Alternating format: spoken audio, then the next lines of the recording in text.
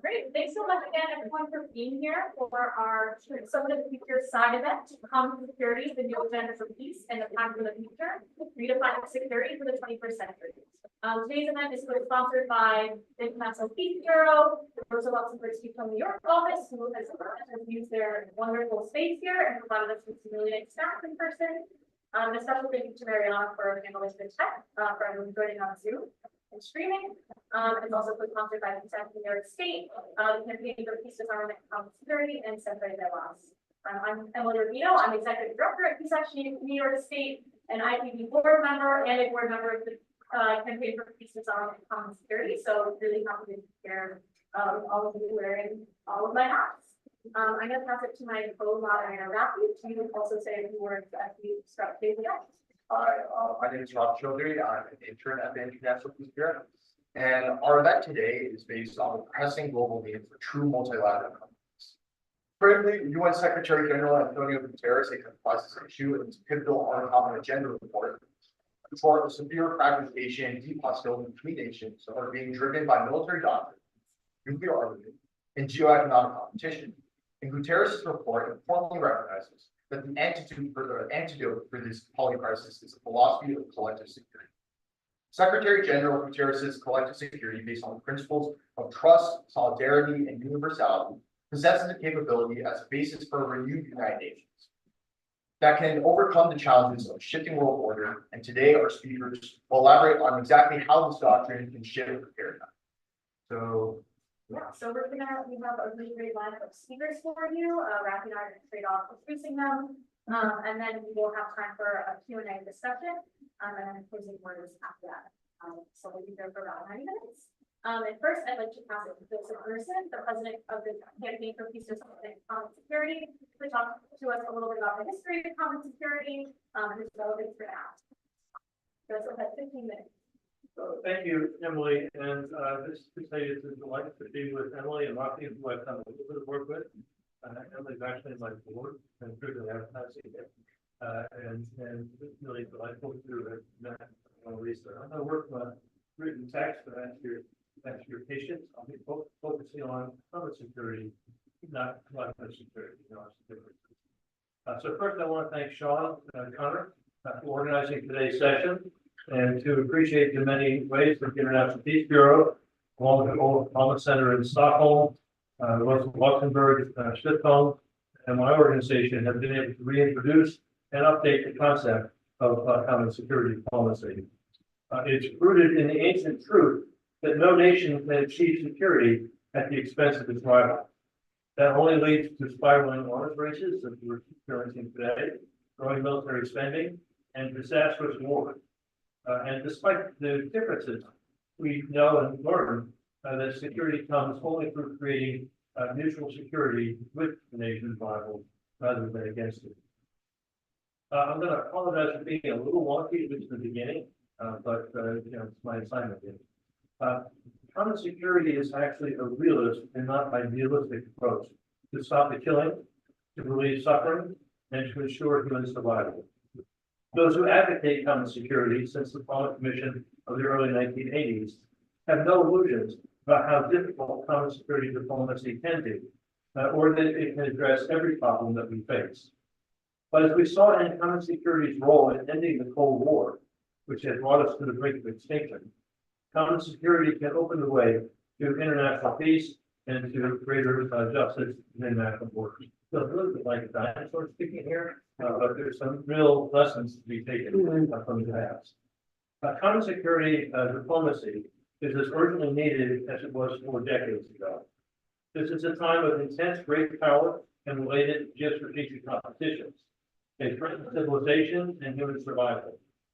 And these are not just words, right? And I just want to, when we use the word human survival, it means human survival.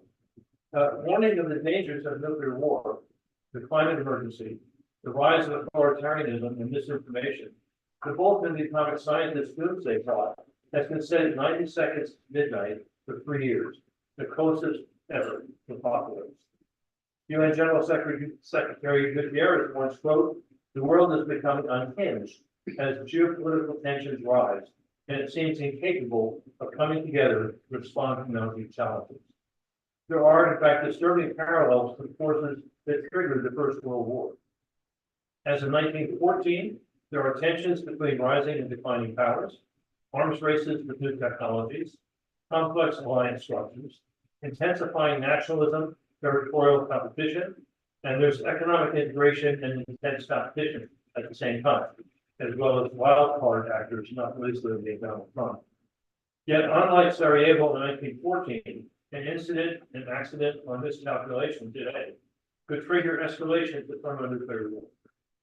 Add to this the great power confrontations that pose major obstacles to the urgently needed cooperation to stand the climate emergency and to reduce and eliminate the nuclear threat. As enunciated in the U.S. national security strategy, even as it is challenged by Russia and in Europe, Washington's strategic priority is maintaining its Indo-Pacific and thus its global dominance. China is seen as a pacing threat that drives U.S. military planning and operations. And it is described as, quote, the only competitor with both the intent to reshape the international order and increasingly the economic, diplomatic, military, and diplomatic capability to do so. The U.S. must seek to limit and manage China's rise in order to ensure U.S. Continued dominance. Facing these threats, China's responses have been both defensive and aggressive. Thus, Taiwan, and to a lesser extent, the nations of the South China Sea and the Senkaku Diaoyu Islands and the East China Sea, will look up where the Senkaku Diaoyu Islands are. They all find themselves at the vortex of great power competition and confrontation. And then there is Korea. An accident, an incident, or miscalculation in each of these flashpoints. Say warships or warplanes colliding amidst shows of force, or an extreme nationalist and trigger-happy sailor defying orders and launching a rocket could spark escalating conflict and even nuclear war. With the Ukraine war, we face the dangers of political and military miscalculations leading to escalation. After its nuclear threats, what might the Kremlin response be if Kiev launches a long-range missile at a Russian city? If Ukraine actually threatens Russian control of Crimea, or if a senior Russian political leader is killed by Ukrainian drones hitting Moscow? What would happen if Russian missiles malfunction or purposely hit Polish cities? And how long can we expect Arab Street to remain silent in the face of a second Nakba, where Hezbollah or Iran not calibrate their responses to Israel's assassination and bombing campaign? There is an off-ramp, common security diplomacy. In the early 1980s, as the U.S.-Soviet arms race and threats brought us to the brink of nuclear apocalypse, Sweden's Prime Minister Olof Palme had the wisdom to convene an independent commission on disarmament and security issues. It was comprised of the most senior national security advisors, Presidents Gorbachev and Reagan, including U.S. Secretary of State Cyrus Vance, Georgy Arbatov, Gorbachev's senior advisor. I think I got some briefcase I want to show you, but that's like. Egan Barth includes Germany's Secretary of State and others. Their mandate was to develop a strategy to halt the spiraling arms race and prevent the nuclear war. After a difficult but rich discussion, they recognized that fears as well as bureaucratic and invested interests drove the arms race.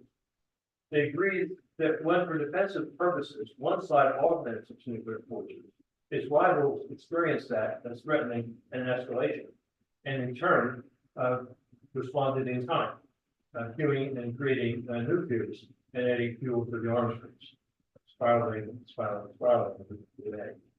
The Commission's answer was to insist on difficult diplomacy, in which each side named its fears, did the difficult work of discerning win-win solutions that addressed legitimate fears of the other, and enhanced each side's sense of security. Their 1982 Common Security Report, provided the paradigm for disarmament diplomacy that followed, and resulted in the Intermediate Nuclear Forces Treaty. The Soviets agreed to forego deployment of their nuclear-armed SS-20 missiles, which would have held all of Europe in hostage, and the U.S. committed not to deploy Pershing 2 missiles that could devastate Moscow and decapitate Soviet leadership in 8 minutes, as well as disavowing deployment of first strike nuclear armed cruise missiles in Europe. With that agreement and the Gorbachev-Reagan 1985 statement that nuclear war cannot be won and must not be fought, the Cold War functionally came to an end in 1987, 2 years before the collapse of the Berlin Wall. We should also appreciate that it was popular movement, with millions of people demonstrating across the West, including here in New York. A million people started out June 12, 1982, and beyond, for all their arms. These, as well as the statement and wisdom of wise statesmen, fueled the creation of the Palmer Commission and its recommendations. The INF Treaty was followed by the Paris Charter, the NATO-Russia Founding Act, and the Organization for Security and Cooperation's 1999 Charter for European Security. Each of these mandated that no nation could seek to enhance its national security at the expense of another. There was also followed by the 1991 Strategic Arms Reduction Agreement. So you found in the immediate aftermath of the Cold War, common security order in Europe. I'm sorry to say it was U.S. arrogance, beginning with President Clinton, combined with the residual fears of many Eastern European nations, that led to NATO's expansion across the borders, thus the decline and then the collapse of the European common security order. To prevent a catastrophic war, the Palmer Commission had recognized the need to engage in diplomacy. It stressed, and I quote, "A doctrine of common security must replace the present expedient of deterrence and armament. International peace must rest on a commitment to joint survival rather than the threat of mutual destruction." It announced its support for the United Nations and the Non-Proliferation Treaty's goal of general and complete disarmament. It sounds almost like a fantasy now, but this has been the goal now since 1945. In 2021 and 2022, as the great power confrontations again posed an existential threat to survival, as the doomsday clock approached midnight, non-governmental organizations updated the call to common security diplomacy to prevent catastrophe and to provide a foundation for sustainable, if not perfect, peaceful international system. Led by the Palmer Center, the International Peace Bureau, and the International Confederation of Trade Unions, and backed by a commission of present and former government and UN officials and scholars, they produced a successful report, Common Security 2022, for our shared future. They have copies and it's online. Drawing on the Palmer report, it reiterated, quote, "Global peace and security are created jointly, that when your counterpart is not secure, you will not be secure either." And they pointed to the common security's potential to bring us back from the brink. Common Security 2022 was based on 6 principles that are universally applicable. 1, all people have the right to legal security. 2, building trust between nations and peoples is fundamental to peaceful and sustainable existence. One of the tragedies is the moment is the lack of communication between people in the United States and China, the United States and Russia. There can be no common security without nuclear disarmament, strong limitations on conventional weapons, and reduced military expenditures. 4, global and regional cooperation, multilateralism, and the rule of law are crucial to tackling many of the world's challenges.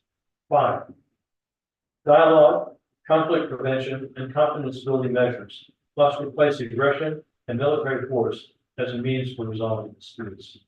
And 6, better regulation, international law, and responsible governance are needed to be extended to address new military technologies. Let me speak briefly about the need for common security in Europe and in the Middle East, 2 of the regions I'm most familiar with. Monalisa will be focusing on South Asia. Yes, Hamas's October 7th massacres were abominations, but blocking nonviolent opposition and meaningful diplomacy to decades of brutal and long occupations meant that something had to explode.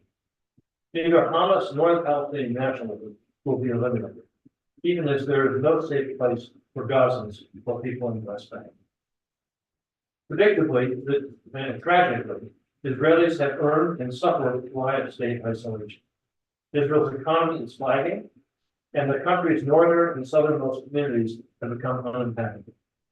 Since the UN's 1947 partition of Palestine, the world has understood the importance of common security solutions. The dignity and rights to national self-determination and security must be respected for each of these two peoples.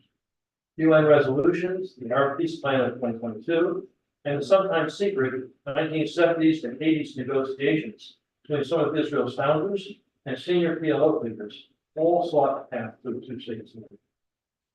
Israeli settlements and highways are designed to eliminate the possibility of a credible Palestinian state. But as the former Israeli general and courageous peace campaigner Meulewaeter argued, what humans have created, humans can change. The establishment of a single secular democratic state may be an ideal that's worth aspiring to, but with decades of Palestinian and Israeli trauma that will reverberate long into the future, such a possibility will not be realized, certainly in my lifetime. It can only emerge after the trust is restored, following years of peaceful coexistence and mutual recognition. As the Palestinian journalist Chloé explained, with a two-state agreement, the spectacular potential of each of these peoples and of the Arab world as a whole can be released and realized. Then Ukraine. Over the centuries, it has been a divided nation. Its borders have constantly changed. Over time, it has been part of the Lithuanian, Polish, and Russian empires. It has been divided by language, religion, and economic ties. It is the borderland over which armies flowed in both directions. In addition to the devastation of Ukraine and its people, the post-Cold War security architecture was shattered on February 24th, 2023.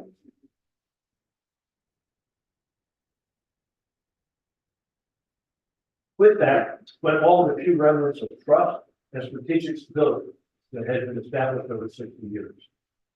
We now have numerous proposals for Ukrainian peace or an end to the war. Russian and Ukrainian, Chinese, Brazilian, and more. More urgently, we need to cease fire and interrelated common security negotiations in three dimensions. Ukrainian-Russian negotiations leading to a Ukraine which is neutral, sovereign, and with credible security guarantees. And sorry to say, territorial compromise. US, NATO, and Russian negotiations are needed for a new European security architecture, and US-Russian negotiations are needed to restore at least a modicum of trust and strategic stability, including renewal of arms control and even nuclear disarmament negotiations. Then turning to the competition for regional and potentially global hegemony. There are the growing dangers of war across the Indo-Pacific region. After a year of working together, the working group comprised of scholars and national peace movement leaders from across the region will soon be releasing a common security report for the Indo-Pacific region. Our aim is to engage thoughtful officials, their staff, opinion makers, scholars, and journalists, as well as peace advocates, to illustrate the off-ramps to what is the sleepwalking marches to catastrophic wars and thus to win policy change. Our key recommendation, our recommendations include the following. Commit to common security diplomacy, exclude war under any circumstances, build common security via negotiations, diplomacy, trust, and tolerance, and understanding of other cultures, and then just to understand the intensity of the confrontations between the U.S. and its allies on one side and the Chinese on the other. Second, U.S., China, and Taiwan must take action simultaneously to lower tensions in the Taiwan Strait and the Bermuda. They should demilitarize the strait with a shared understanding that the solution to the Taiwan issue should not be by military means. In our report, we have specific recommendations for both Beijing and Taipei. And just to appreciate, NATO forces are now in the Taiwan Strait, as well as joining military operations in the South China Sea. Third, the end of the Korean War must be declared and concluded with a peace treaty. We need to reduce conventional armaments in Northeast Asia, denuclearize the Korean Peninsula, and establish a Northeast Asian nuclear weapons-free zone. Establish war prevention and peace-building forums involving all parties to what were the 6 parties out. So this is the foundation.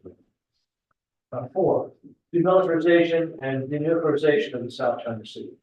Respect the security interests of all nations involved in the London Sea Treaty and UN International Court of Arbitration decision.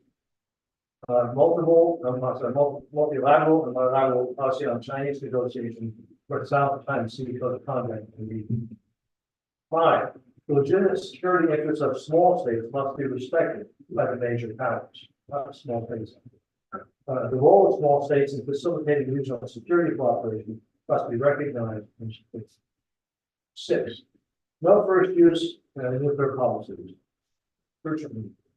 Resumption of U.S.-Russian arms control negotiations, strategic stability, diplomacy between U.S. and China, Russia and Japan, establishment of nuclear weapons-free zones, a freeze in military spending, and a halt in high-tech weapons research development.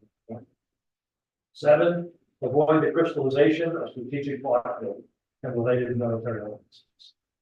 8, South Asian states must maintain neutrality in any potential conflict between major powers in the Indo-Pacific and elsewhere.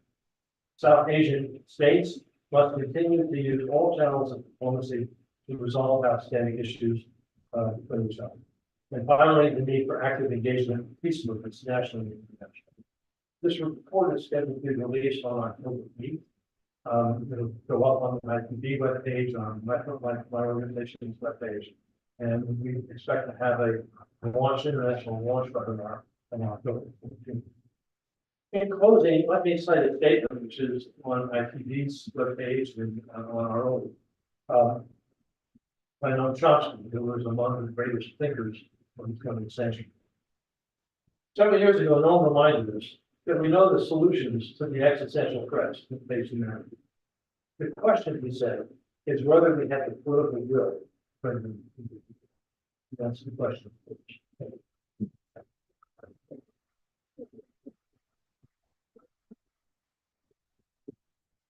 Thank you, Gerson, for that detailed explanation of what exactly security is and its potential applications to issues that we see in geopolitics today. Next up is Monalisa Hazarika from Scrap Weapons, who will be talking about the new agenda for peace and its important takeaways and goals. My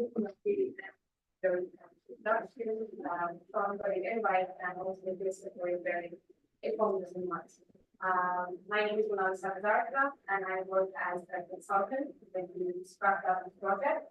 For those who don't know Scrap, it stands for Strategic Concept for the Removal of Arms and Cooperation. But the tool that basically is called Scrap Weapons, and it's based in Syracuse University, London. First of all, it's so good to see some of the familiar faces of the people who I've admired and utilized in my research during my time as a student. Today, I will be speaking primarily on concept and values of collective security as understood in the new agenda for peace, how it overlaps with the ideas of common security and how it all relates to multilateralism and the shift in world order. Now, first of all, the term collective security, established by the UN Charter after World War II, and is a unique phenomenon of development of international relations that establishes not only normative, but also political and military prerequisites for UN member states to be able to prevent threats, acts of aggression, and other acts of breaches of peace. So they are joint action of states within the UN system to maintain universal peace and security, and are based on clear and detailed system of functions and authorities of the main UN bodies.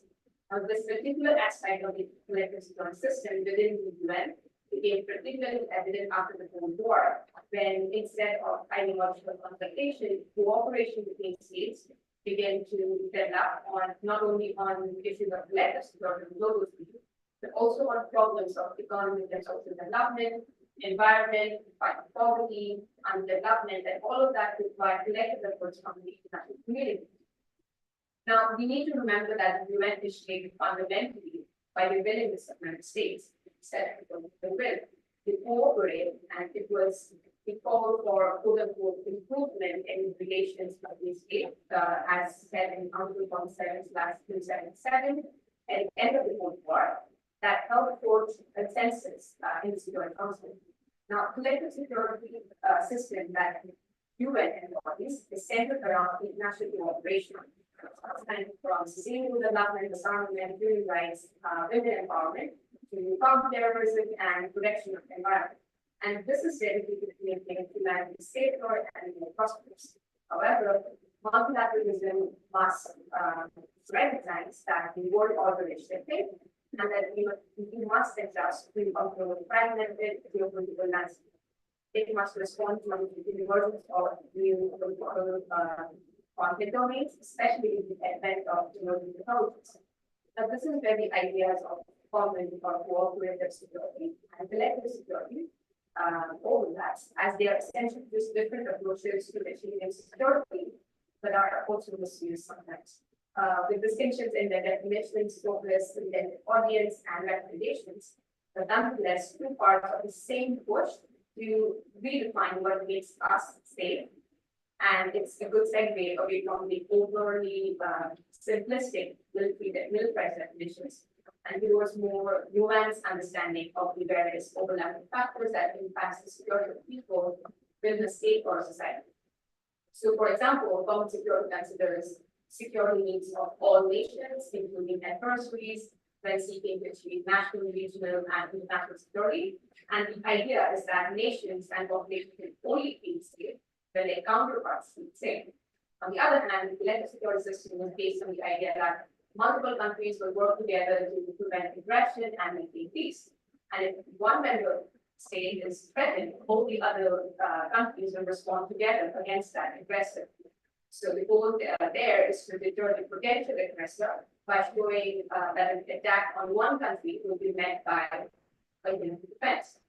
Now, the collective security system, as envisioned in the Charter, offers a promise that an ever more peaceful and just world, from advancing decolonization and promoting the disarmament and non-proliferation, to forestalling and maybe even conflict, are rooted in principles of trust, solidarity, and universal. So, if we have the rise to the challenge, it is in these principles taken together and carried forward by all states and within countries that action for peace must be done. So the balance of trust, solidarity, and universality. Trust is the cornerstone of collective security. And in its absence, states fall back to their basic instinct of ensuring their own security, which was creates this balancing act of power, which is more security for everybody.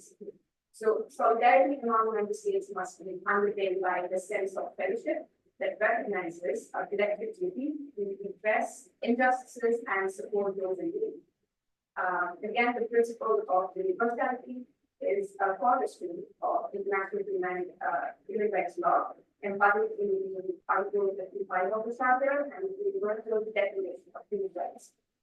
And despite the comprehensiveness of these norms, understanding them, peace and security engagement have not always been understood in this field. And they have at times been perceived as selective or are marked by double standards. Now, the specific settlement of disputes does not demand new tools for those that exist to remain relevant, open, and based on consent.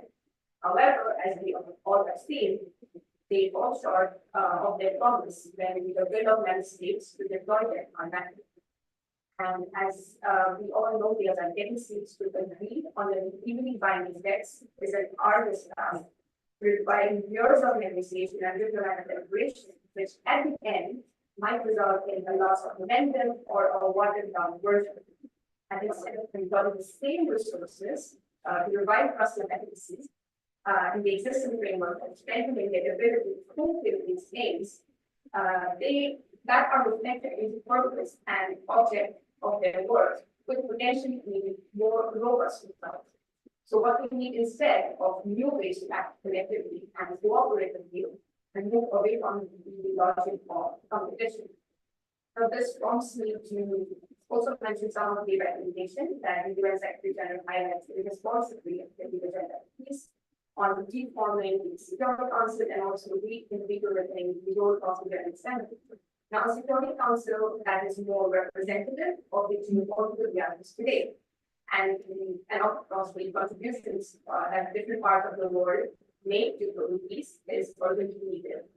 A reform of the Security Council membership must be accompanied by genuine democratization of its working methods, which would include more burden sharing among the council members when it comes to resolutions or systemic consultations with host states during the adoption or renewal of mandates that affect them, but also promoting greater accountability of permanent members when they use their veto. On revitalizing the General Assembly, the Secretary General recommended holding more interdisciplinary discussions across the country on project issues, for example, the WPS, Women, Peace and Security, and Disarmament, for example. Reforming the disarmament machinery, including the Conference on Disarmament and Disarmament Commission, to build consensus progressively on evolving disarmament priorities and reviewing to make recommendations on development and science and technology and also the potential impact on the international security. Now, this is something that, of course, many civil society organizations, including the startup and International Peace Bureau, have been trying to advocate for. But the support for the United Nations General Assembly mechanism of special sessions devoted to disarmament, also known as SSOD, which is to advance an agenda of comprehensive disarmament for the full and effective implementation of a program of peace and prevention, as detailed in the recommendations of the High-Level Advisory Board on effective multilateralism, the UN Secretary's Agenda for Peace, and also now the Pact for the Future. And if you wonder why that being development, why would we add SSOD? The last one, SSOD 3, was convened in 1988 during the Cold War, which is a long time ago. We really need one. And it would be a critical forum to consider the lost momentum and also reforms of the wider disarmament machinery, which has not been upgraded to incorporate contemporary concerns such as cyber warfare, AI, space, additive manufacturing, and also the long-term and immediate effects of nuclear as well as conventional weapons such as small arms like weapons, impact of armed conflict on women, girls, and children, and the more vulnerable communities, including those located in global south and in the communities around the world. Furthermore, it would provide us with wider representation from all UN member states, including the global south, and of course, as we know, the Conference on Disarmament just has 65 states, but that should be changed. Now, peace remains an elusive promise for many of us around the world as conflicts continue to wreak havoc. Their causes have become more complex and difficult to solve. It makes the pursuit of peace appear like a hopeless undertaking and demonstrates a dire need for change in the international legal paradigm of global security. I might have gone over my signing time limit, but I would like to close off from the quote from Section 10, which was highlighted in this new agenda for peace, which I find very inspirational and hopeful for a more sustainable and inclusive future, and something that I look upon during my work, which he said that war is always a choice to resort to arms instead of dialogue. War should be instead of negotiation, imposition instead of persuasion. Therein lies our greatest prospect, for if war is a choice, it's empty.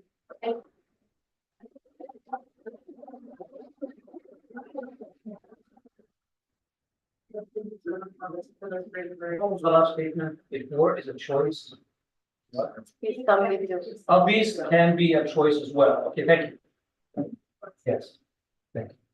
Great, that was wonderful. And I know that this evening there's another event that's specifically focused on the need for that first special session. So good plug there. Next, I'd like to invite Chloé, Angelo, and Sean to have their remarks as well.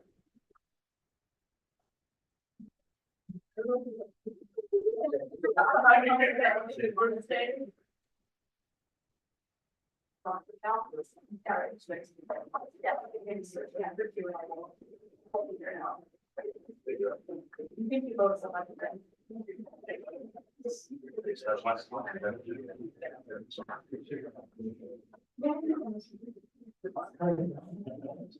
I can follow that.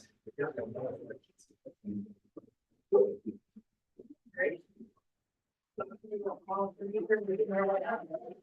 So first, I'd like to pass it to Chloé, who's the IPP council member and staff officer of the Global Campaign on Military Spending at the Center Delas, to give her kind of thoughts and reactions, specifically around what we've heard about the song. Thank you. So I want to thank Joseph and Monalisa for their insights on national security and the context as well as gave Joseph on the publication of the reports made with the APP and the context of the first publication, the national security report back in 1982. That time, during the Cold War, military expenditure was, of course, increasing year after year. The tension between peoples were at its highest level. The arms race was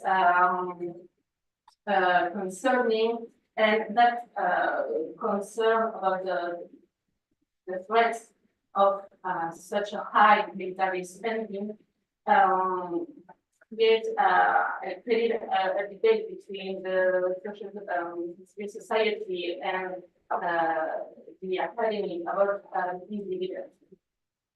And that idea that of what could be done with the money spent on weapons for peace was actually a big hope at the end of the Cold War. So it was truly a climate of so much money we create peace, we want to be safer, and we invest in what makes people safe. Problem is actually, yes, this military expenditure went down, but that money wasn't invested in the politics for the creation of the building. So year after year, starting with 2073, military expenditure started to rise again. And last year, actually, according to the data, we've seen that military expenditure is at its highest point. So what I think is inspiring in the new people with security is the idea that we have to think again on the opportunity of the spending and the creation of this dividend. But the opportunity people is clearly because of this. When we will spend $2.4 trillion a year on weapons and armies, it's unrealistic to think that we can achieve peace because peace can only be find that from that by dialogue, cooperation, and security. So the thing is that this new report was published in 2022 appeared in this quite of the same context of the other one. Rising military expenditure, global tensions getting more and more concerning. Last year, the number of armed conflicts was the highest we have ever seen. So it's quite clear that that much money spent on war, weapons, and armies isn't making us safer. So the question has to be put on the table again. What we truly bring to society.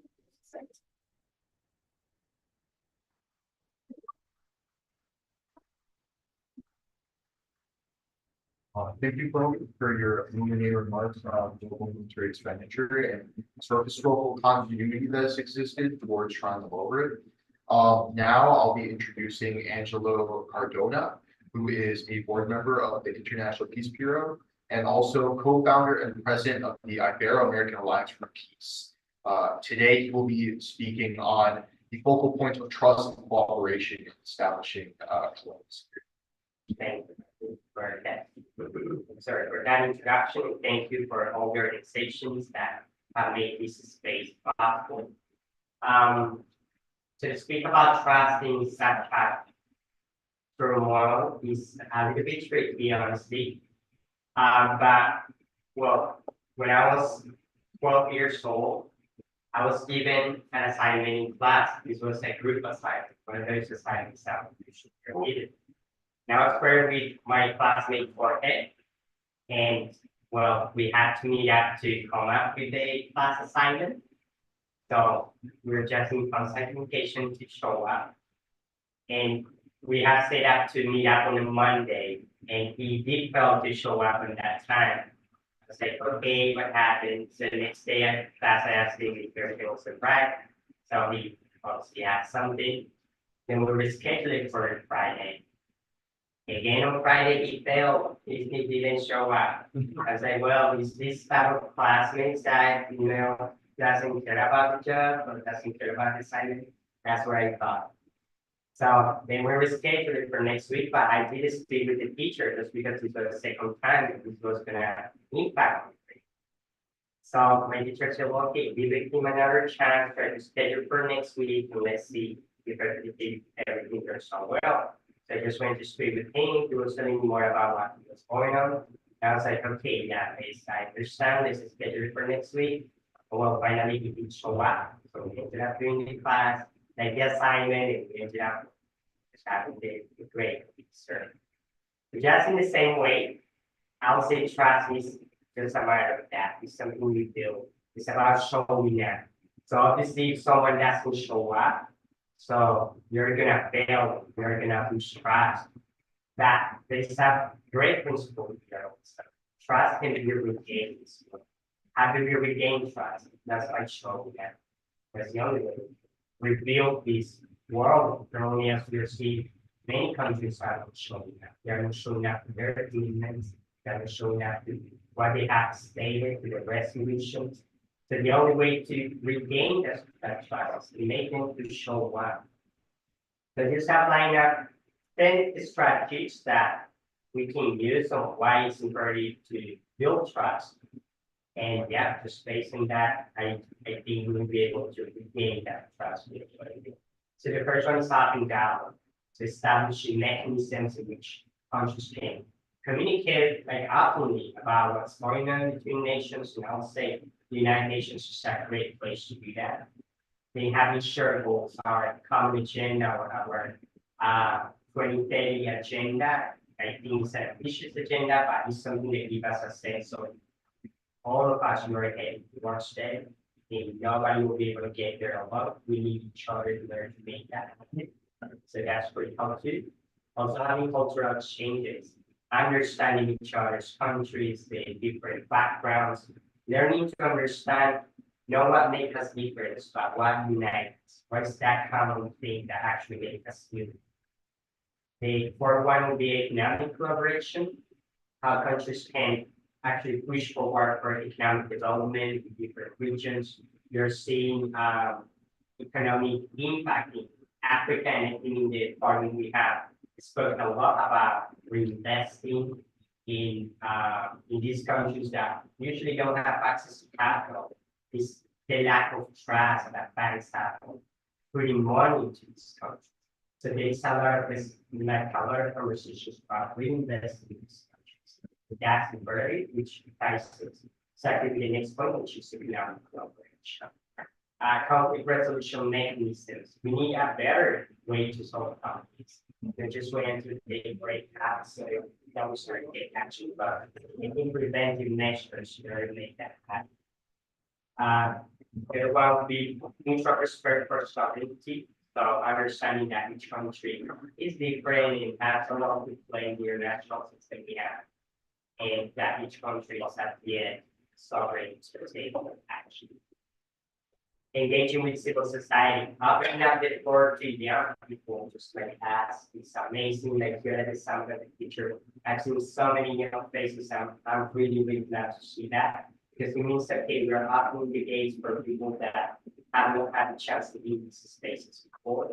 So that's very fun to create that mutual trust that all of us were putting into it. And then we have sustainability and responsibility of creating a sustainable future involves all of us. And yep, it will align long-term commitment. So trust cannot be regained just the next day. This is something that is built over time. So showing up, the more we show up, the more we'll be able to gain that trust. And that's particularly for the countries, the more we show up, the more we'll gain that trust. Probably this is gonna take years, but well, we will see if it works that way into there. I'd like just to conclude my intervention with a phrase from the settler statement of violence, which says, just as wars begin in the minds of men, peace also begins in our minds. The same species who invented war is capable of inventing peace. The responsibility lies in each one of us.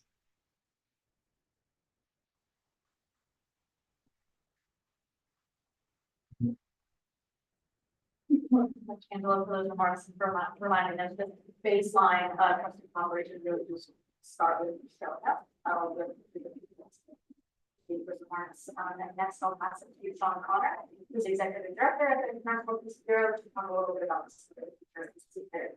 Thank you.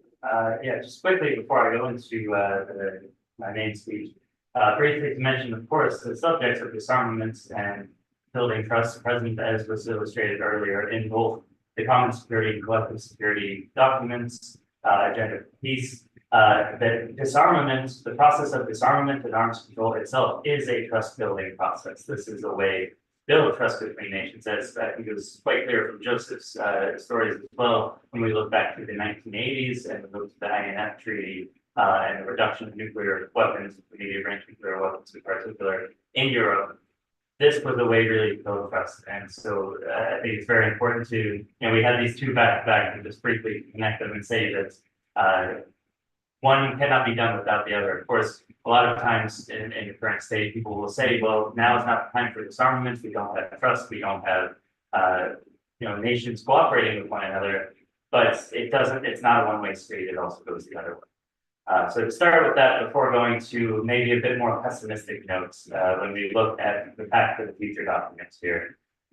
So just a disclaimer here at the beginning that there have been revision after revision of the Pact for the Future drafts. It has been hard to keep up with, and I believe there was a copy released this past Monday, which I had the chance to quickly go through, but don't have printed out in front of me. And then even newer fifth revision draft that has been submitted and finalized as of last night, I believe, if I've heard correctly. So I'm not reading off of the final information, but close to it, there are small changes, and with every revision pack, we've seen weaker and weaker rhetoric that's being used.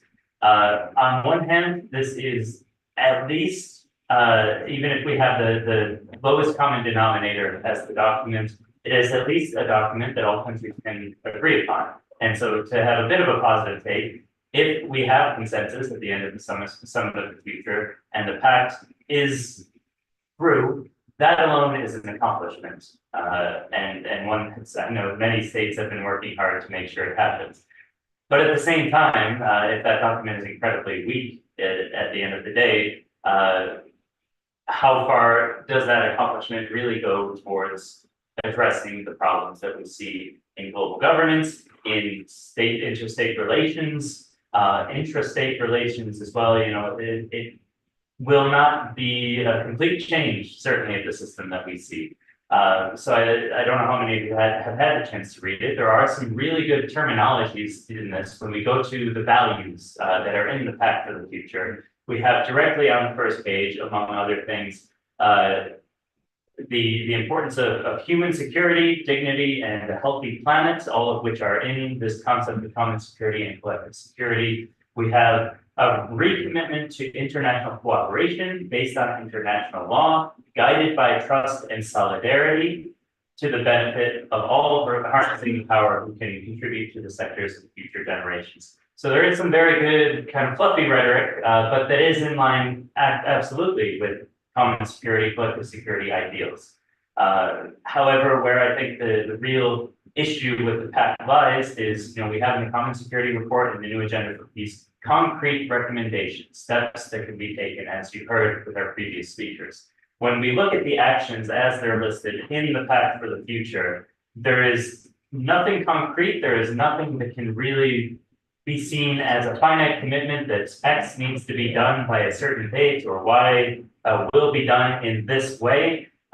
It's very much a, we recommend that this policy go forward. We suggest that states operate or interact with each other in such a way. One of the terms here, for example, on page 3, is to refrain from economic coercion. So it's not that economic coercion cannot happen, but you should refrain from it if you have the chance.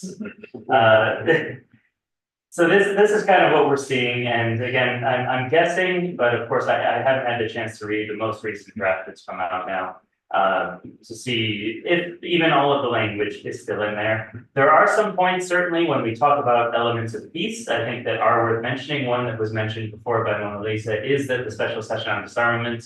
I hope it's in the final. Do we have a confirmation it is? Okay. So that, for example, is something that is a bit more concrete, at least. It is an official procedure, although there is no exact timetable set for it. There's still some gap there, as with all of these. But these are areas, especially for us as civil society, that we can grab onto, that we can embrace, that we can remind states, should this pact go forward, that they have all committed to, all states across the board.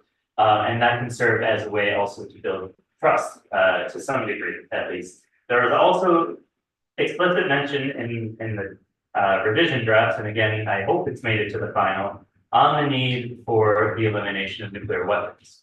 And this is a point that has come across very clearly in common security and collective security. These concepts cannot exist. We cannot have a mutual security as long as nuclear weapons exist.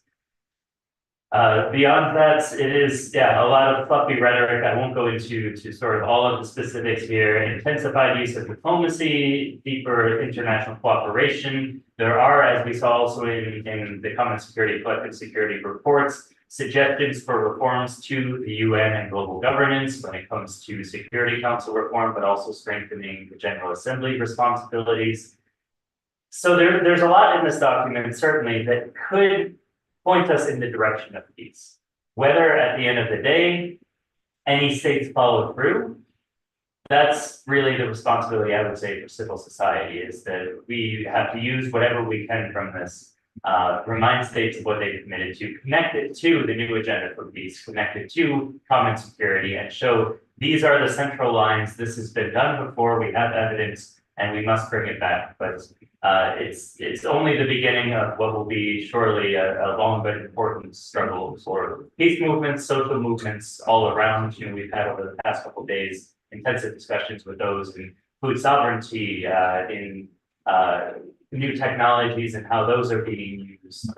All of which, climate, everything is also in this document. It's encompassing much farther than simply common security. But as Angelo has highlighted, as Chloé has highlighted, certainly these are all connected concepts. We cannot separate and just say states will cooperate if they cannot come up with a common understanding that climate change affects us all, if they cannot come up with a common understanding that economic disparities between rich countries and poor countries will lead to conflict.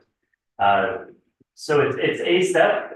Certainly it's not going to be the document that brings us into an international understanding, a new understanding of common or collective security. But nonetheless, there are things we use. I'll end with that.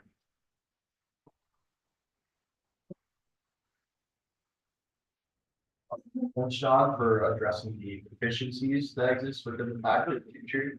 Those definitely have to be revised if we're to make any substantial progress. So thank you, everyone, for listening to all of our speakers. Now we're opening up the floor to have a Q&A session. my chairs, that's it. Actually, we're gonna stand. Yeah. Right, just so we can all be set up on the back.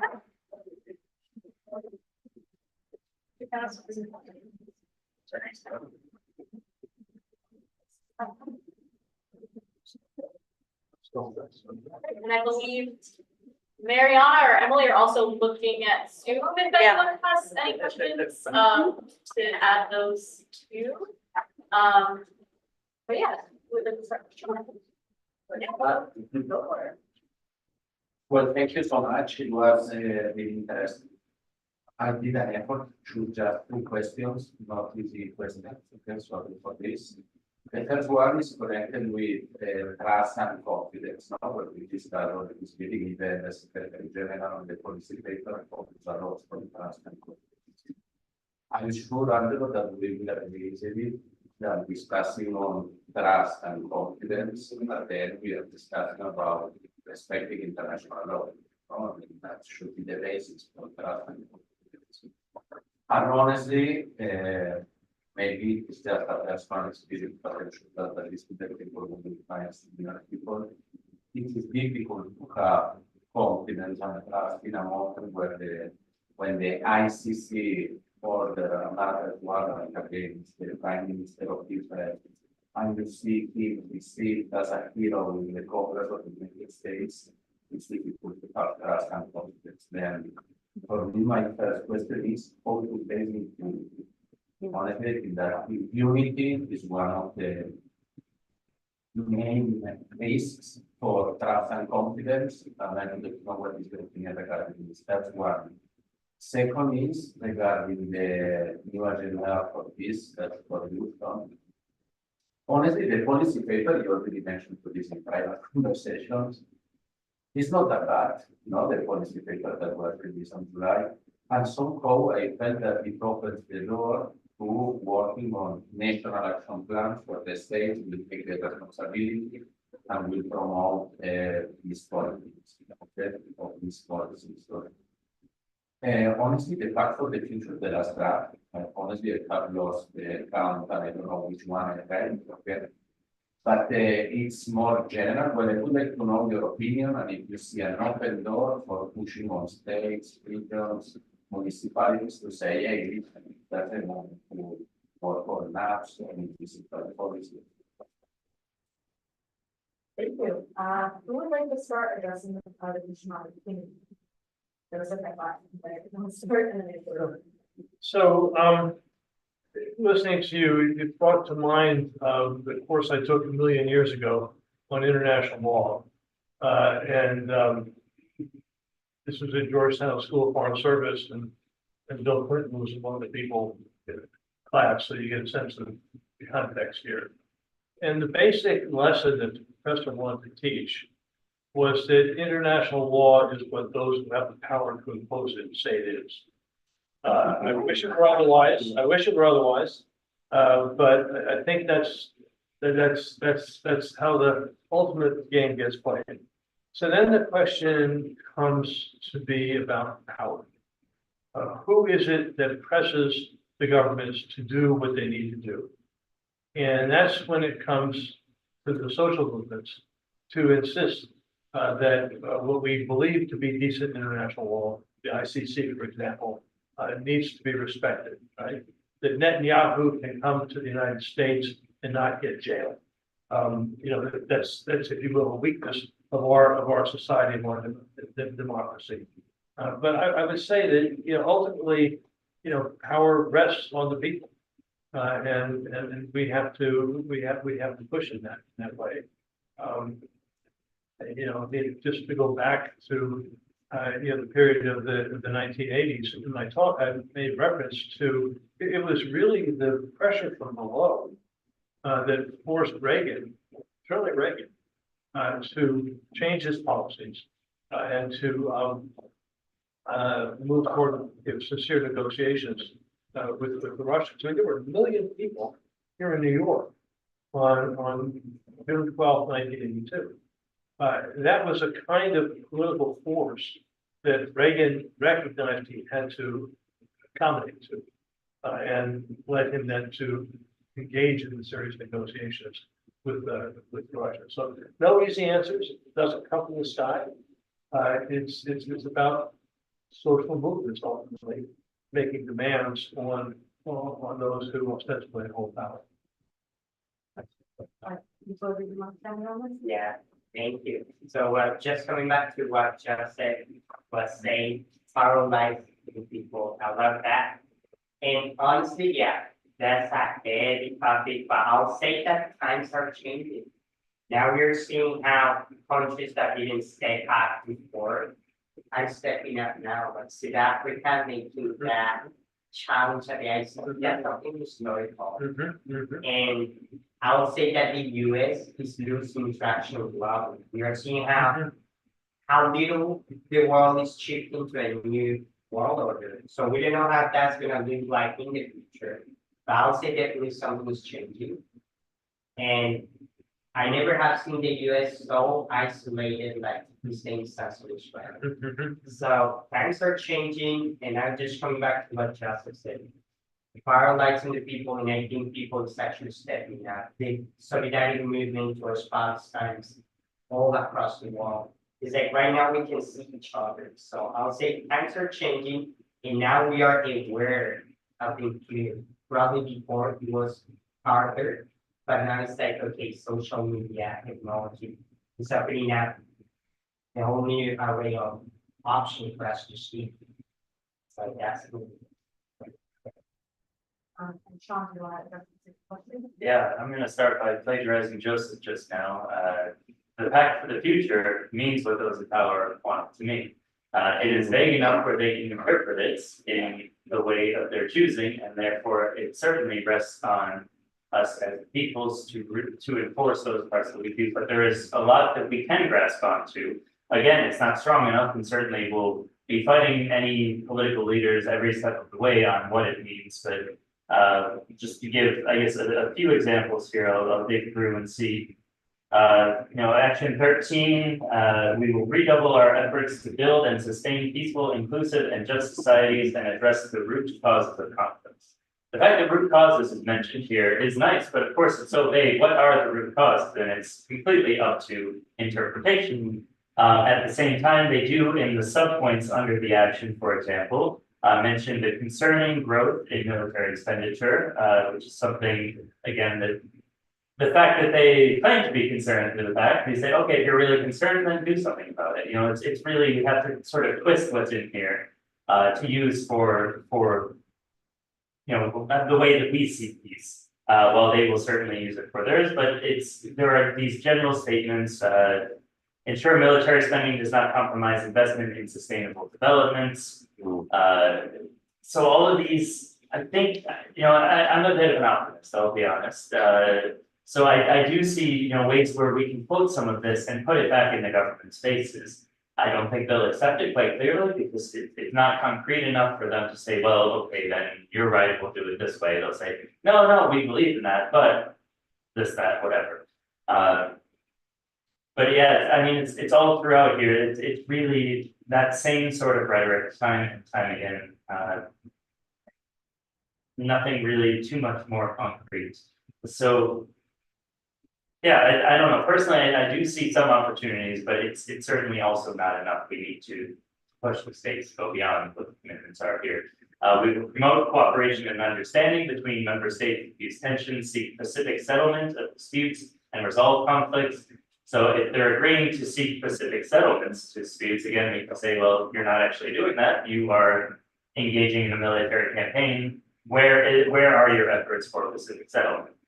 Well, we see as with Palestine at the moment, the US government saying, oh yeah, we're seeking a ceasefire while continuing to send arms, continuing to fuel the conflict. Yeah, so it's not the most hopeful document. It's nothing that we can use very concretely to hold governments accountable.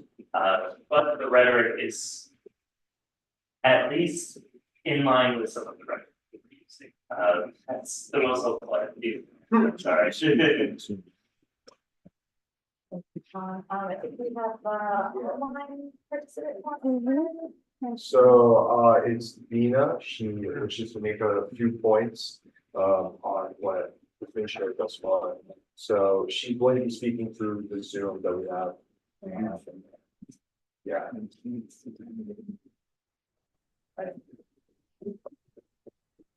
Yes, thank you. Thank you very much. And really, at this, but I know I've been given the last to speak, but I think some of the points, because people may leave, and I wanted to share some of the critical points because we are at a very inflective time in history. We're living in a time of rising wars and conflicts, 107 conflicts, and 17 million people currently displaced. So some of the things we say, it's called the summit of the future. What about the present, where currently children are being drone bombed? Schools are being bombed. Our villages and our mountains have been aerially bombed. What do we do about this present? That's something that we got to really reflect. So taking my place as the board member of International Peace Bureau, I just wanted to share that I've been 20 years in the field of disarmament, 20 years of my life. And it started with asking one basic question: why are so many wars and conflicts in our villages, in our mountain regions, in ground zero? Why? And for 20 years, I have seen the United Nations Program of Action on Small Arms and Light Weapons fail.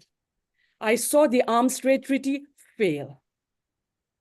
One treaty, disarmament treaty, which sort of succeeded was the international campaign to ban landmines,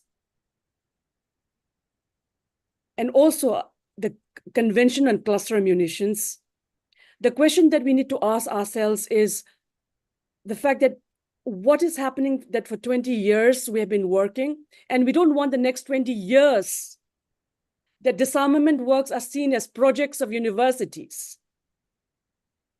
I use as, for us from war zones, disarmament is a commitment of a lifetime. So I just wanted to know in terms of what it is shown that the summit of the future, because people have now actually, you worked hard, so, but then in the end, we know in the UN, everything is watered down. So some of the common points that I wanted everybody to think is those that right now we have $2 trillion in armaments industry. I was in London last week where this book, The Monstrous Anger of the Guns, was released. My own country, India, you know, Myanmar is doing aerial bombing on its own citizens. India supplied $51 million of weapons in the last 2 years to Myanmar so that it could bomb its own people. What? The other thing I wanted to do, we have discussed Palestine. We are discussing Middle East. But do you know that we have 106 other conflicts in the world that nobody talks about? We talk about China, United States, Russia. The world has 193 countries and territories. Why do we get stuck only with 1 or 2 countries, which has put the whole world in a state of pain and mess? That's one thing I just wanted all of us to reflect on this. So for 20 years, reflecting on what has worked and what has not worked should allow us to find a pathway that we can generate some ideas together. Another thing that I wanted to bring home to all of us is this. In as much as Europe may have started anti-immigrants fight, here also United States, as well as in other parts of the world, 80% of the world's refugees are still in the global South. Only 0.3% are in the United States. Even lesser in Europe. But then the rhetoric in today's world is that all of this, and as a result, much of the discussion does not really dive home what's happening. And the other data that I have with me is this. 88% of the humanitarian aid, 88% of the humanitarian aid in the world goes to 13 international NGOs in the global north. 88%. So you're left with 12% to deal with 88% of the crisis which is happening in our global south. Our meetings are held in London, New York, Geneva. So we need to decolonize disarmament. We need to decolonize the way we think, the way we ideate, the way we discuss things in these global platforms. Otherwise, we'll be doing 20 more years of repeating the same mistakes that was done in the past. So it is really critical that we look into these issues, and I will leave the positive remarks to conclude. But just to drive home the point that we have absolutely, that the summit, why is a summit called the summit of the future? The summit of the present requires when there is a current wars happening. So for many of us living and families in war zones, we are fed up of the rhetorics of peace, which is not making sense to us on ground zero. In fact, I've seen my own state, my own home region, being more weaponized.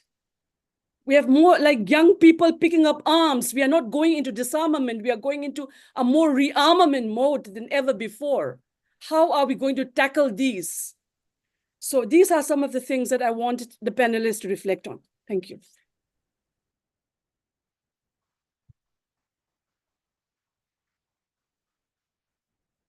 Thank you, Bina, for that important reminder that decolonization of these talks themselves is absolutely crucial. And so, of course, Bina would also answer questions. So you can say that as well, Sean, if you know what I'm saying.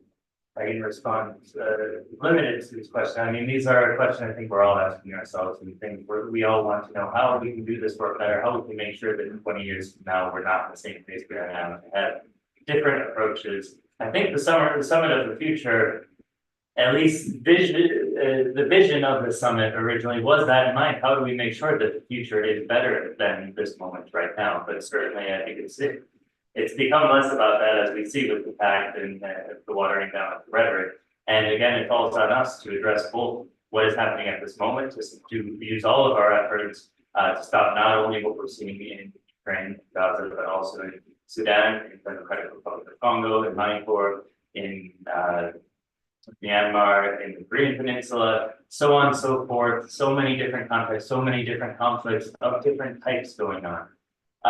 One thing in particular I would like to highlight there, especially as it relates to the common security and collective security work, is that many, if not all of these conflicts, are fueled by outside interests. These are not merely conflicts between local populations, but backed and fueled by arms trade, sales, other forms of military and non-military support to armed groups. If we look at the civil war in Sudan, you have a whole list of countries that in some way, shape, or form are supporting one side or the other, or even some that are supporting both because they can benefit by supporting both. It's insanity. And this is done in a lot of cases because they see some advantage they can get out of it, or they want to counterbalance a rival that's also involved in that. You have both Russia and Ukraine that are playing a role in the Sudanese civil war. So certainly these are worth mentioning. And of course, many more conflicts, but I think it is very important that in these fora we do not limit ourselves to talking only about Ukraine or about Palestine, although these are certainly terrible humanitarian crises, genocides, etc. It is important that we don't blind ourselves to all of the other conflicts that are going on, and that we bring these into the conversation on common security. So that point, I think, is really well noted. I think I'll end my response there. Yes, does anyone else want to add on say for the chance to questions or comments? Either of you want to respond to it in a second before we move to the next question? I just gonna talk about from where we mentioned that the point that is rising militarization the art industry to more and more profit. And in the European Union, it's quite clear they make more profit than ever. They say look, governments, you have to increase your military budget because the industry and governments are like in the state intergovernment, right? But they also say we don't have funds enough. We need more private investment, public investment, and then in the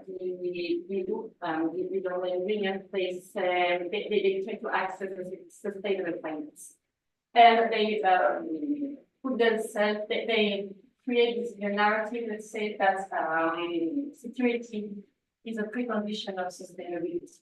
So they can access sustainable finance because they said, yeah, we don't have money. Look at the rising tension. You need more weapons. I need your money to produce them. And this is like a shift okay, because militarization is increasing. The industry is getting more private and defense. The militarization is increasing, and it's this context that we are in at the moment, and we have to worry that's second, and even more when it comes to sustainable finance. Thank you so much. Do you want to make a little bit? But just very quickly, I know you were behind, very quickly, like what University said. Just to provide the context with our audience online and here, to raise a good point about what's happening in Meulewaeter, and this is one of the topics that I've been researching on, since I'm also from India, and I live in a state of Assam next to Meulewaeter. And in my research for the past year, I've actually collected like day-wise data of what has been seized from what were basically the weapons that were diverted from the official government stockpiles.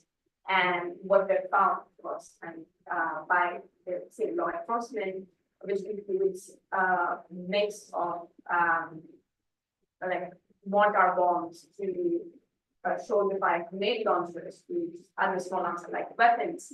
There were also Chinese-made hand grenades to some of the improvised weapons that has like links with Myanmar as well in terms of their designs. Something that I found was not just that, but also I would say interesting as a researcher is that the kind of videos that are circulating online now. So if you just look at the Monalisa Twitter account, every single day you'll find that they just update a log of we recovered 24 AK-46 weapons, this many hand grenades, this many cluster bombs, whatever is the case. To look through all their tweets every single day, which is shocking to me that it's not something that Indian government is actively focusing on. Of course, they are doing a lot, and I'm not sure what's happening because for some one religion that I can't really get access to at this point in my career. But just looking at the videos of the people commenting, oh, this group's weapon is more effective than the other group. Here is a link, you should check it out, how to make one. So that is super, not just surprising, but very scary to me that they have like DIY videos of let's make a mortar at home. You only need 5 steps. Step 1. Just watching through the videos and how easy it is to get access to those videos, it's just absolutely crazy and baffling to me. Because if I can find it through a very quick YouTube search, I'm pretty sure people can, and people are actually doing that. And just by analyzing these weapons and how they are improvised, it's so scary to me that the weapons that are supposed to be in armories, with governments and law enforcement, are now in the hands of these opposing groups. A lot of it is also getting worse with the drugs that are coming in, or the other forms of organized crime that are popping up in the state. So it's a very scary thing, but not a lot of people are talking about it. So definitely thank you, Tina, for raising it. But yeah, I'll give it back to you. So I know you read it, but I'm Marcia Brewster. I did work for the UN for 30 years in the area of sustainable development.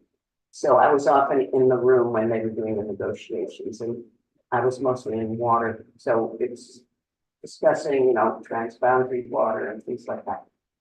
And I just wanted to ask Joseph, the report that you're talking about on common security, who's going to be discussing that at the UN? And what is the exact title of that report? That's a very good question. So at this point, we're getting ready to launch it. We don't know who allies will be in the UN. We haven't explored that yet. The report will be, as I said, issued on October the 8th. What is the name of The it? name of the report is Common Security in the Indo-Pacific Region. Okay, And it's, I saw it back there. yeah, supplier, and it's basically been developed by engaged scholars and national movement leaders from India, South Korea, Japan, the Philippines, US, and the involvement from IPC. So if you've got, I mean, what I found when you're in the negotiating room is if you have really strong advocates, if you have a couple of really strong advocates, countries, so let's say you have the Netherlands, that's definitely pushing for it, or Norway, or one of the countries, and that person is in the room at the negotiating table, it makes a huge difference. And it also makes a huge difference if you have somebody from the Secretariat who's doing the reporting, who can help do some of the drafting of the wording. But you do need those advocates, and if you have the advocates that can get into the report, you know, or they can get into the negotiation and into the results. Also, just to say, I mean, one of our priorities is to be working with, on the one hand, political officials in our respective countries Exactly. who might engage in working through some of their staffs as their way in. And so this is part of our strategy. I mean, in the end, as with the Back to the Future, I mean, so much depends on the resolve within individual countries, and within that, the resolve of political figures and opinion leaders. But even Linda Thomas Greenfield might be an ally, you know? I wish that were the case. Someone down the line. I wish that were the case, but you know, she's representing the Interest of the US. the interests of the world's greatest imperial power. So I don't look to her at this juncture, especially as we're calling for serious work around no first use, around reducing the provocative military operations. I mean, I think at one level, and this is maybe where I've got too bold, but I've approached, Vietnam helped teach me this. To understand that the United States is the heartland of an empire. And it's a global empire, it's a sophisticated one. It might be called a North Atlantic one, because European elites are deeply engaged in it. And so the challenge is how you can work for change in the context of imperial dynamics and time. And the other thing I wanted to comment on in terms of Angelo's remark earlier, to understand that we're in the process of profound geopolitical change, absolutely profound. At this juncture, as Angelo was saying, U.S. and European influence is declining, and Europe may be faster than the United States. There's the reality of China's rise, but the other piece that's there, as Angelo was pointing to, is the rise of the global South. Yeah. And one of the things that's sort of interesting in this particular moment is the we'll call it basically the tradition of the emperor has no foes. The absolute hypocrisy and corruption of the concept of a rules-based order, right? So we have, while the United States is attempting to maintain a rules-based order in Europe, and I agree that the Ukrainian resistance is critical. At the same time, here is the United States supporting Israeli genocide in total violation of international law. And we have the manifestation of the global South in the form of In South Africa, so other countries joined it, challenged it in the International Court of Justice. So I think one of the things that I guess I've come to appreciate it. Nothing happens as fast as we want. I mean, that's what drives you absolutely insane. You're John with feet up, it drives you insane. You know, there is a dynamic of change in the world. There is the force and the reality of many countries having influence. I mean, India is playing an interesting game, right, in relationship to Russia, China, and the United States. But it plays a role. Brazil plays a role. And part of our work has to be, and one of the values, I think, of the International Peace Bureau is to be working across national boundaries, to be developing movement and intellectual cooperation and coordination to apply. You know, when a member of the South Korean legislature comes to Washington, or when the governor of Okinawa comes to Washington, to be calling for withdrawal of U.S. forces from Okinawa, or moving toward no first use doctrines. You know, we can cooperate and build greater power together, and I think that's something that, you know, in this country, I think people are much too, you know, U.S. centric, right? Yeah. But there's a reality. There's change that happens both under your feet and around you. It will not come fast enough. But you know, part of it is just lending your weight and contributing to the compost of changing global consciousness.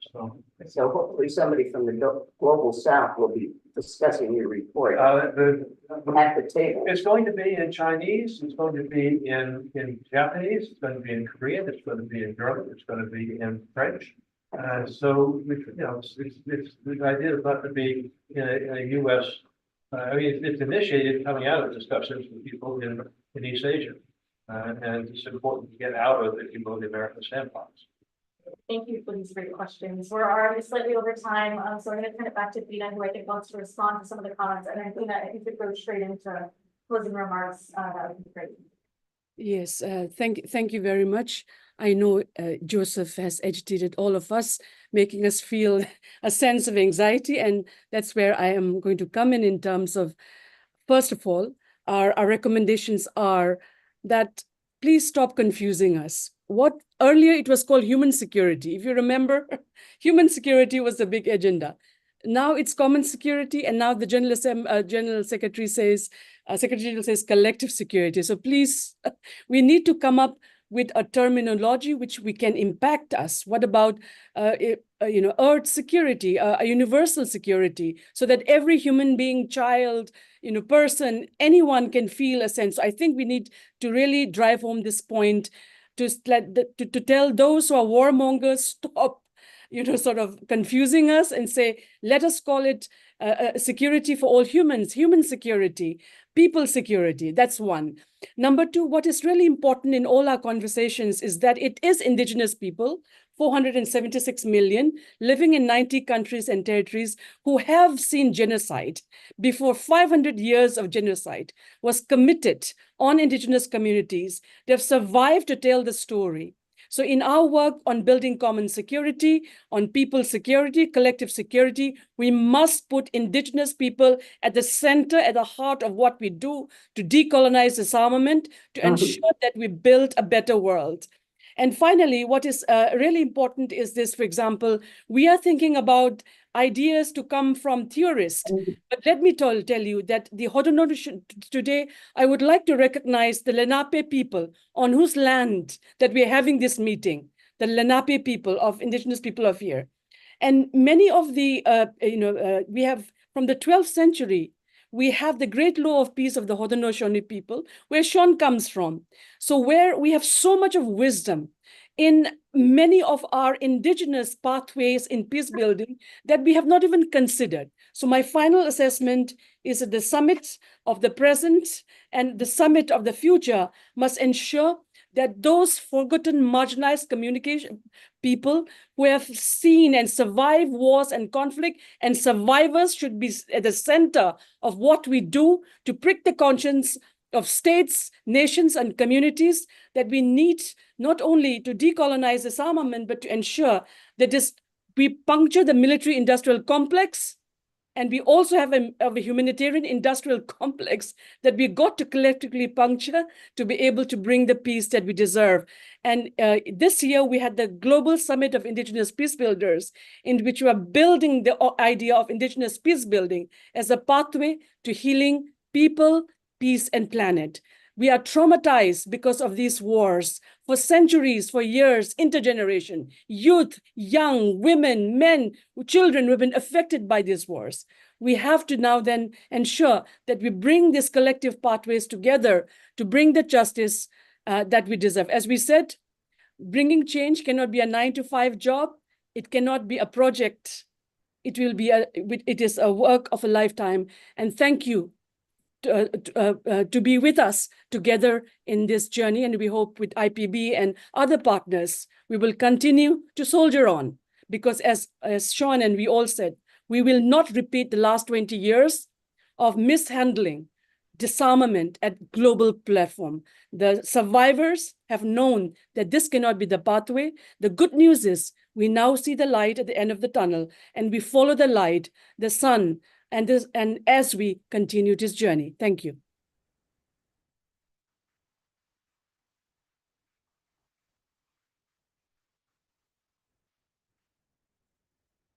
Thank you everyone for coming, and that is the event. Grab some extra food on your way out. I think we still got a lot back. Yeah, we also have the picture and everything on the back table. It's up your tracks. Thank you. Exactly.